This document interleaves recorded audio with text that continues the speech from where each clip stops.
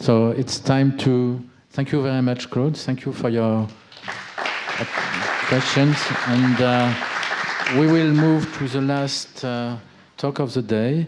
David Hunter will speak about phylogenetic risk scores, prognostic, predictive, practical way of doing it, I guess. And you have 30 minutes.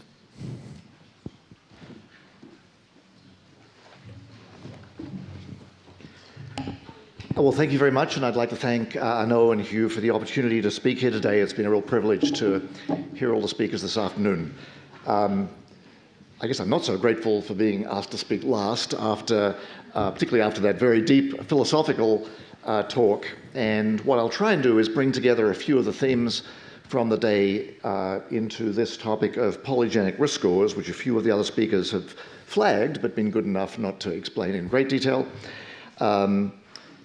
In the words of Dr. Kirshner, I think these are a major irreversible fact that we have found suddenly to be upon us and that we're going to have to learn to deal with in our interactions with both patients and populations.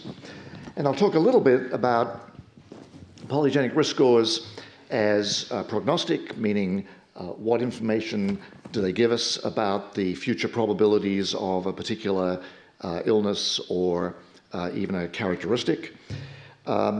Predictive in this sense means, well, is that useful? Does it predict something that I can do in my life or the health system can do for me to maybe reduce my risk? And then the practicalities, again, already referred to, are deep and wide, and so I will discuss some of those.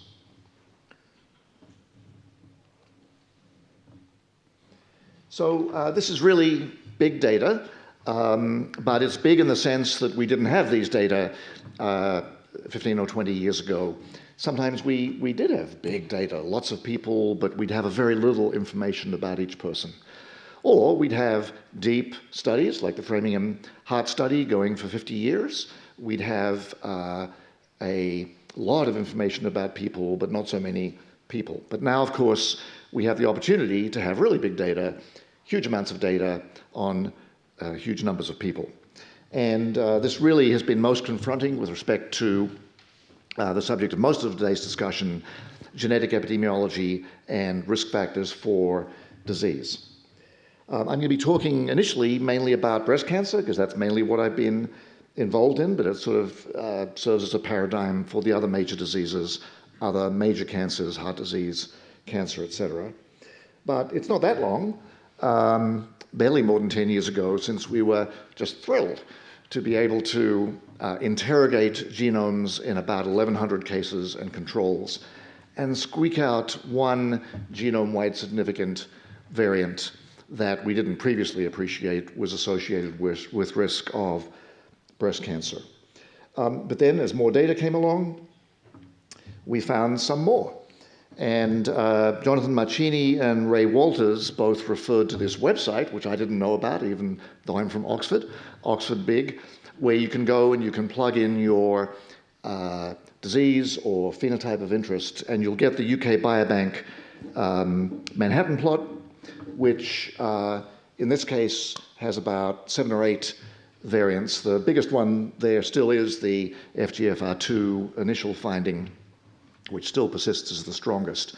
But based on, I'm not absolutely sure, but I think about 3,000 of the 300,000 women who said, I've been diagnosed with breast cancer in my past, so this was just the prevalent information at baseline enrollment in UK Biobank, I could do in 30 seconds of Googling what took hundreds of people and many millions of dollars to discover in the first place in the other studies.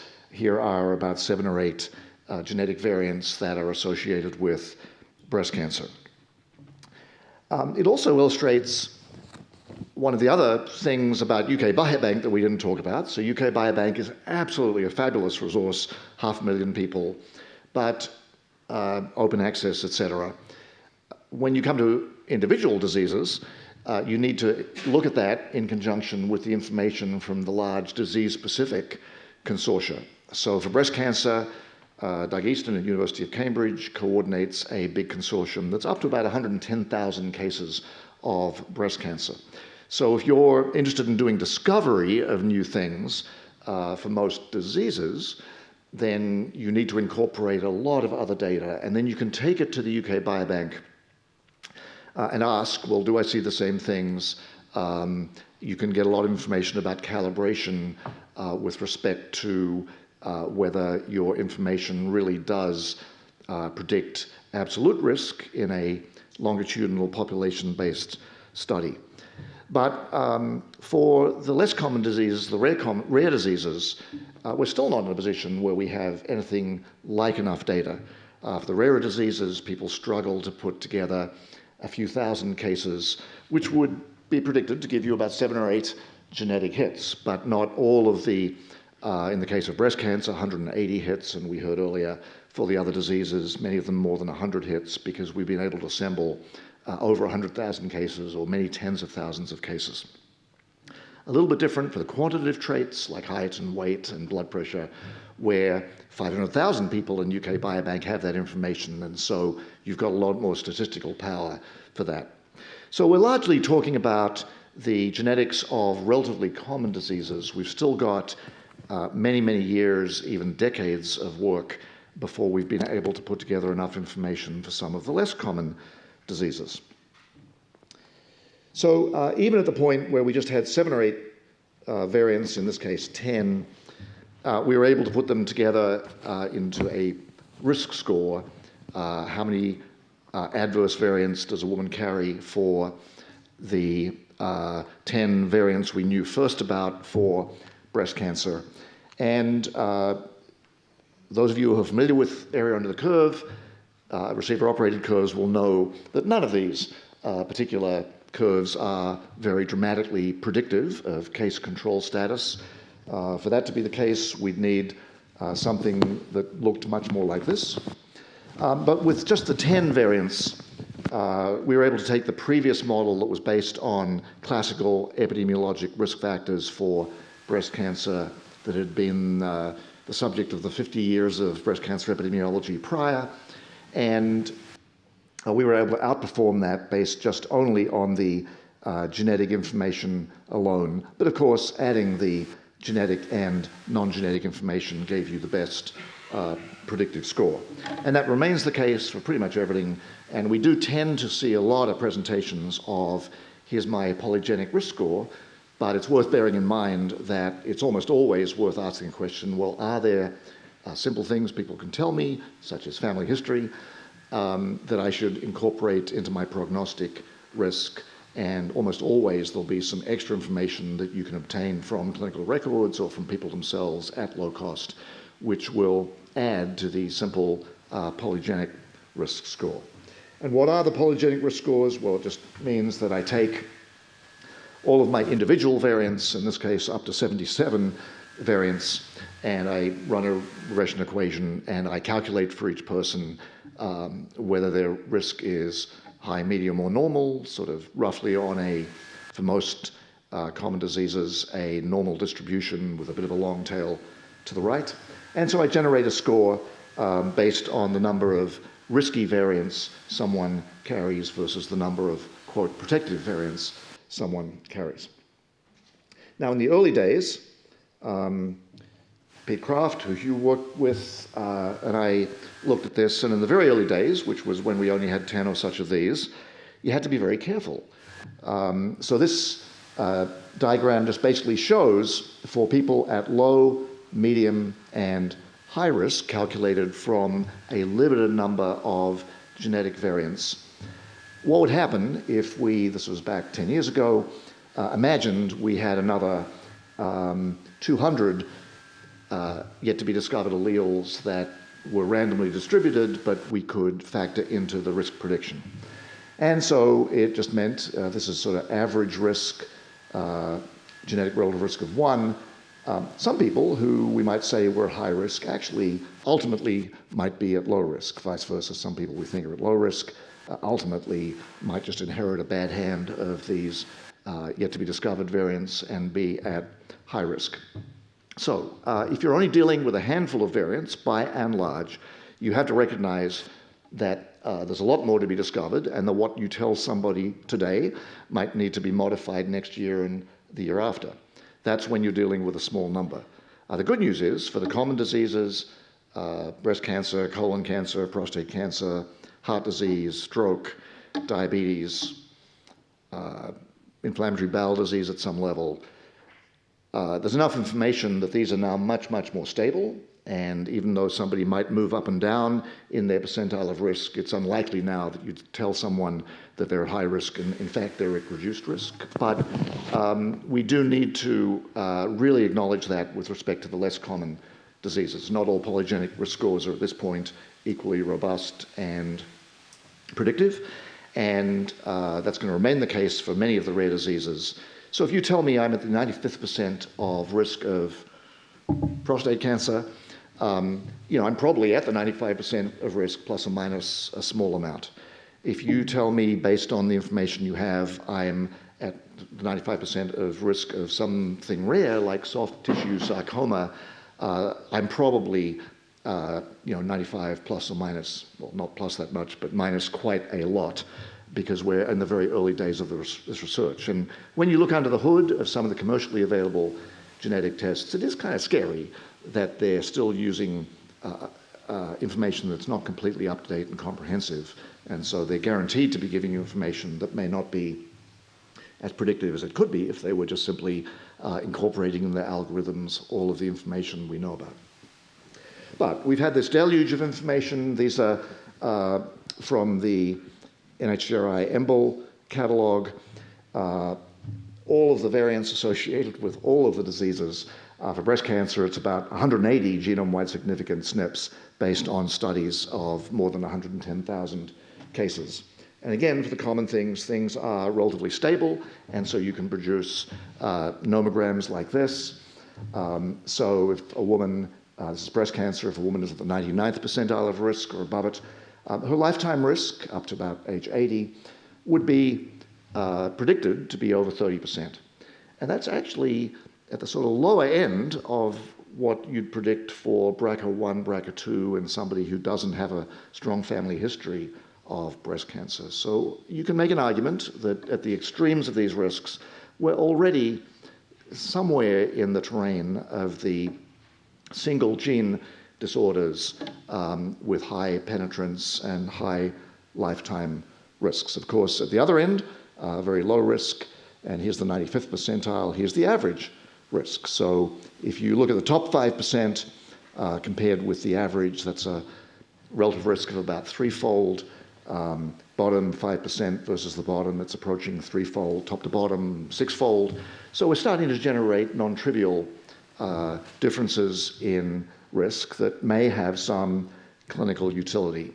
The other way you can look at this is if you've got a disease on which you intervene currently based on age, then you may have a way of predicting risk of age at onset. So in the UK, most women don't have mammography until the National Mammography Service steps in and says, at 50, we want you to have your first mammogram and have one every 3 years. But if you took, and that's based on essentially probability of developing breast cancer in the next X years. But if you took an average, the orange line, 50-year-old, if she was in the top 5% of risk, she would hit that level of risk about 7 or 8 years earlier, and at the extreme, almost 10 years earlier. So if we did imagine a world where everyone had a risk score available, you could imagine that the rational thing to do would be to stratify your mammography service so high-risk women get seen earlier and maybe often.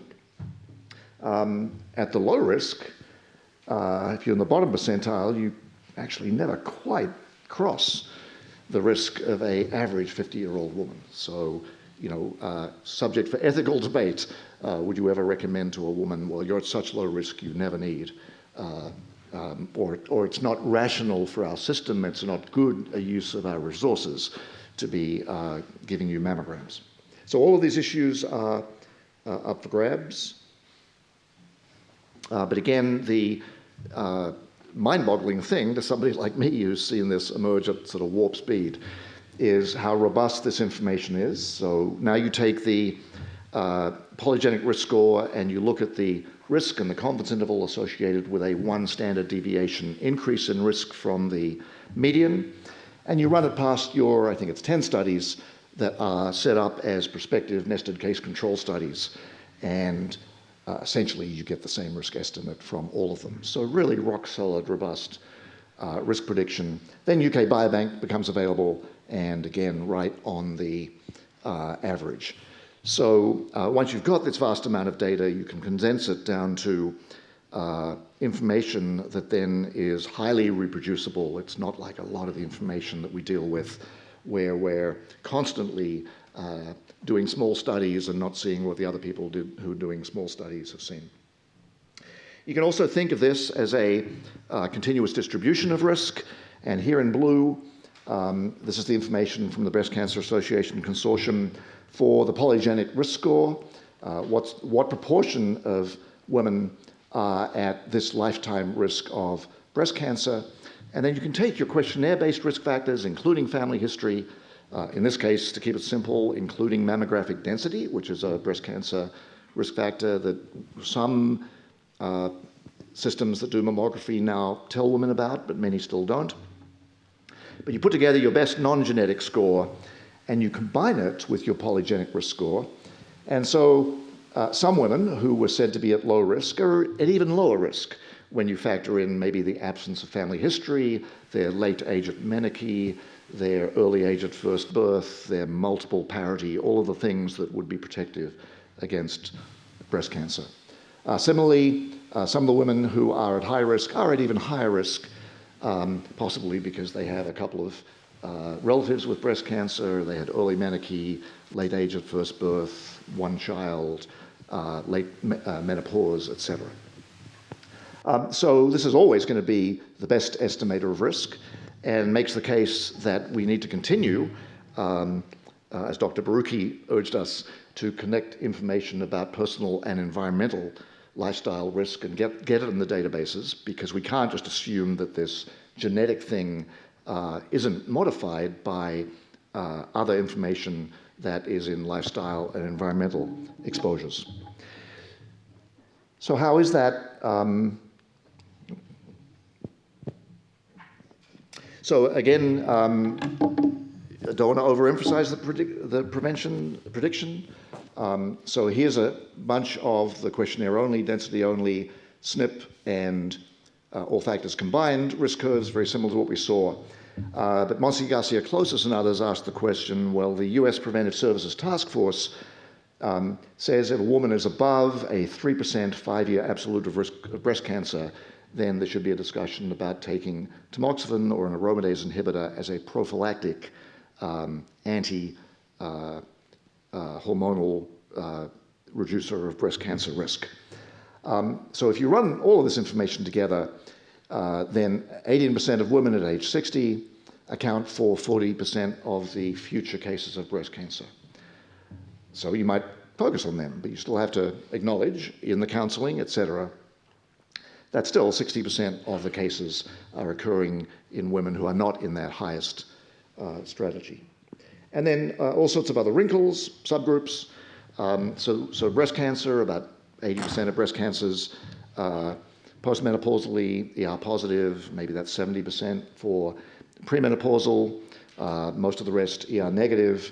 And so most of the information we have in total breast cancer risk is for ER positive breast cancer. So all of these risk predictors work really well for all breast cancers or ER positive, not so well for ER negative. So that's the sort of other way we can think of less common diseases. As we subtype our common diseases, then we have to acknowledge that we're not predicting for many of those subtypes.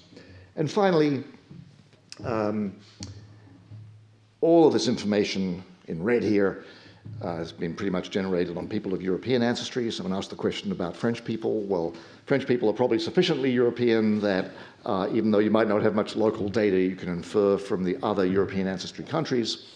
And some of the scores actually work pretty well for Hispanic people, and some of the South Asian and East Asian populations, but much less well for people of African ancestry. So as a matter of equity, if you're going to offer this to people, and you look around the streets of Paris, you know, a lot of people of African ancestry aren't going to benefit from this information at this stage in our research to the same extent. So, I won't repeat all of this. Said most of it, may interact with screening. Key thing is that you want to do this for one polygenic risk score, well, that's about $30 or $40. And you'll have all of the other information available to you as long as you do the sort of comprehensive chip. And most tests we order already cost more than $30 or $40. And then once it's in the electronic medical record, it can be there forever. But it's certainly available to be mined both for research, but also by people and their health professionals for risk of now literally dozens of diseases. Finally, some of this information may be of relevance to those of you who treat people or consult with people who may have a rare disease.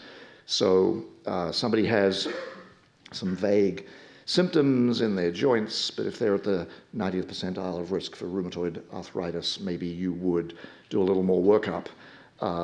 If they have a DVT and they're at 90th percentile for thrombophilia, well, maybe they should stay on anticoagulation for a bit longer or even perhaps lifetime.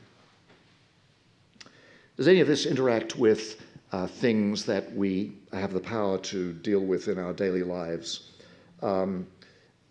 The quick answer is if you look at this on the relative risk scale, you did a lot of this work in Boston, by and large, if you're low, medium, or high genetic risk, then those relative risks associated with some known risk factor are going to be the same. But of course, that predicts that people who are at high risk, who are maybe at twice the risk, there's going to be a lot more cases occur because the baseline risk in the high risk category is much higher. So the absolute risk or the risk difference will be very different. In breast cancer, take the genome-wide associated SNPs as they become available, 39 SNPs, 17 SNPs. Take all of your classic breast cancer risk factors. See if you can describe a model where you get a supra-multiplicative interaction or an infra-multiplicative interaction. And the quick answer is nothing survives multiple comparisons. So the risks of the environmental and lifestyle just multiply with your genetic risk.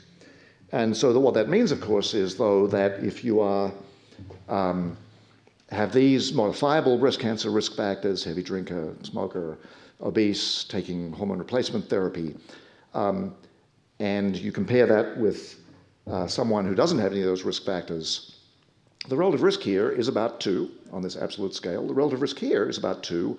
Here are deciles of genetic risk from low risk to high risk. But there's a lot more cases of breast cancer occurring in this stratum than in this stratum. And it's arguable, too, that if you had, let's say, anti-estrogen, an intervention with definite side effects, that the risk-benefit would be greater if a woman's at high risk than at low risk, because she's more likely to receive the benefit than if she's at low risk, where she may be equally likely to experience the adverse effects. So think of things on a multiplicative and a risk difference scale. I'll just say same thing for heart disease: low, intermediate, high, favorable lifestyle, low risk, unfavorable lifestyle, high risk. And the relative risk is about 2, top to the bottom, but a lot more cases occurring, bigger risk difference in this high stratum.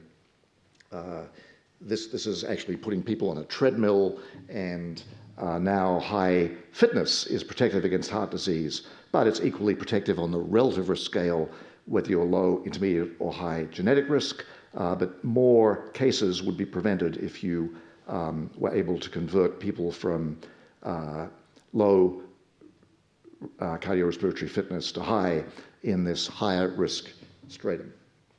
And then statins, let me just skip through that. Dr. Dubé sort of referred to this. Statins work in people at low risk and high risk.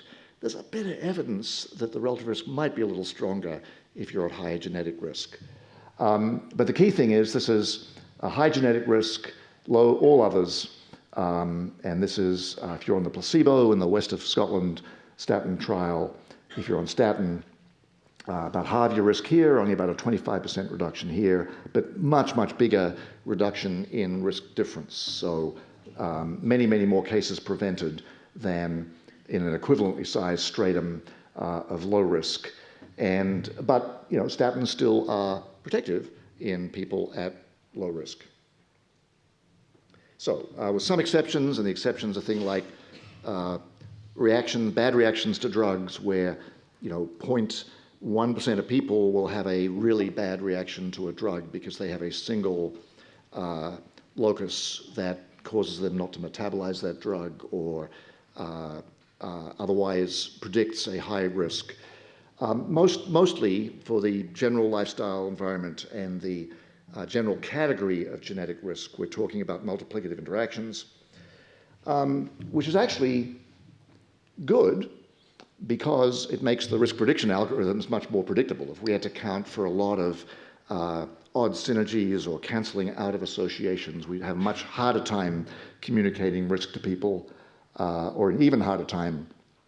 We can still think for some intervention that's uniquely expensive, that you might want to focus that on the people highest in genetic risk. And all of this we wouldn't have predicted 20 years ago when we thought we were going to find lots and lots of uniquely susceptible people and uniquely resistant people. And we thought we were going to find lots of gene-environment interactions. In general, they've been fairly hard to find. Let me just finish with some practical matters. So costs have plummeted. Usually you see the graph of sequencing cost sort of going to zero, but it still costs, even at scale, $300 or $400 to get your whole genome sequence. It costs you another $1,000 or $2,000 for somebody to actually interpret any of it. But the actual raw cost of the sequencing is low. But as we heard from some of the other speakers, we can get 90% of the juice by doing a much smaller set of variants, because most of the variants in the genome aren't doing anything. And so genotyping costs have come down at about the same. And so when I started this, I don't think we paid quite $15 per genotype, but it was a good day's work for somebody to generate 24 SNPs, one SNP on 24 people.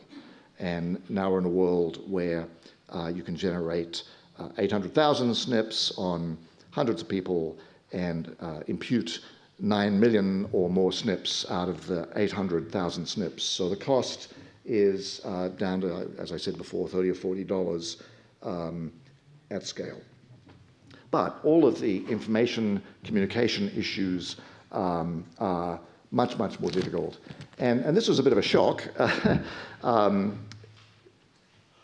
Everybody knew, who was in the business, that if you did 23andMe, they tested you for precisely 3 breast cancer variants in BRCA1 and BRCA2, the 3 that are more common in people of Ashkenazi Jewish origin. I was surprised twice to encounter well-educated women who told me that they'd done 23andMe and they were very relieved because they didn't carry a BRCA1, BRCA2 mutation. And so they either hadn't read the description or they hadn't understood. But that was 10 years ago, and lo and behold, this was worth saying in the New York Times, that there's a huge difference between sequencing to find genetic variants and genotyping. Is it practical? It'll be cheap enough. I think you can make a case that you would add it to cardiovascular disease risk assessment. We heard a bit about that earlier. Other speakers, Adrian and others, have talked about the risk reaction. In general, there's either sort of low, severe psychological impact, but again, as you go to millions of people instead of hundreds of people, what's your threshold for maybe doing some damage to a very, very small proportion of people? Potential risks might include, I thought both my parents were Irish, but you run my ancestry thing and you tell me I'm half Polish. What went on there? And all of the issues about who's going to regulate it, and of course, as Dr. Kirshner talked about it, are our clinical systems remotely ready for this? But it's here, so we better get ready quick. We're planning a big study in the UK of about 1 million people with the intent to ask them if they would like some information back. So that'll maybe give us information on scale. Here it is. It's got the grand name of Succeed. You can read the acronym. And I'd just like to acknowledge all the people who did the work, particularly in the breast cancer area, who've also been thinking very, very carefully about these translational, ethical, and other aspects. Thank you so much.